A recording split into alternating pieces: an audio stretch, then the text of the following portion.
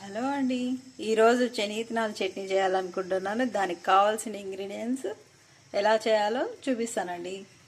1 cup శనగనాలు తీసుకోవాలండి. దీని శనగనాలు ఇవి. దీన్ని స్టవ్ వెలిగించుకోవాలండి. దాంట్లో బాణలు పెట్టుకోవాలి.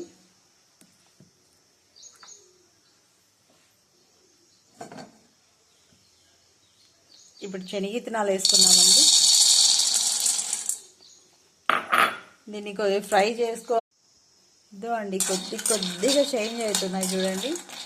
ఇలా అంతా ఈవెన్గా అన్నీ వేగాలి.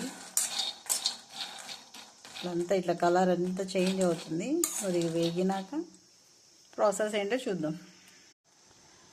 ఇదో అండి, ఫైనల్గా ఇలా వేగాయి. దీన్ని సర్వ్ చేసుకుందాం. దీన్ని ఓ ప్లేట్లోకి తీసుకుందాం.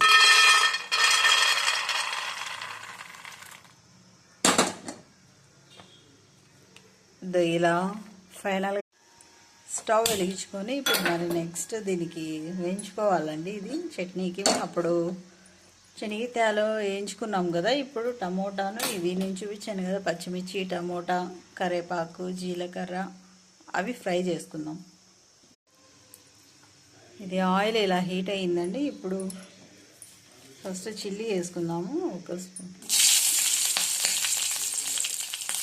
దూరంగా వెళ్ళండి, ఎందుకంటే సౌండ్ వస్తుంది.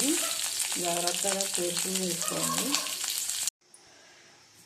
ఈ పచ్చిమిర్చి, కరివేపాకు ఇవన్నీ వేయించుకున్నాం కదండి. ఇది ఇలా ప్లేట్లకి సైడ్కి తీసేసుకోవాలి. అదే బాణలోనే కొద్దిగా మరి ఒక్క స్పూన్ ఆయిల్ వేసేసి ఇప్పుడు శనగనాలన్నీ వేయించుకున్నాం కదండి. ఇట్లా పొట్టు తీసుకొని ఇలా చేసుకోవాలి.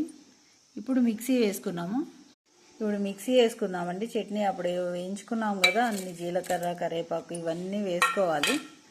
ఫస్ట్ ఇది మిక్సీ వేసుకోవాలి. ఫస్ట్ ఈ పచ్చిమిర్చి ఇవన్నీ వేసుకోవాలండి. తర్వాత శనగనాలు వేసుకొని దీన్ని మిక్సీ వేసుకుందాం.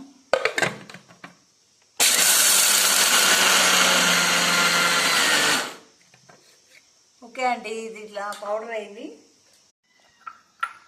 ఇట్లా పచ్చి ఆనియన్ అన్నీ యాడ్ చేసుకోవాలండి. ఇట్లా ఆనియన్స్ అన్నీ యాడ్ చేసుకుంటే బాగుంటుంది, టేస్టీగా అన్ని టిఫిన్లకి బాగుంటుంది. ఇది ట్రై చేయండి అంతా. ఇట్లా ఫైనల్గా మేము పూరీలోకి చేసుకున్నాం ఉండే చట్నీ. దీంట్లోకి అన్ని టైప్స్ ఆఫ్ బాగుంటుందండి.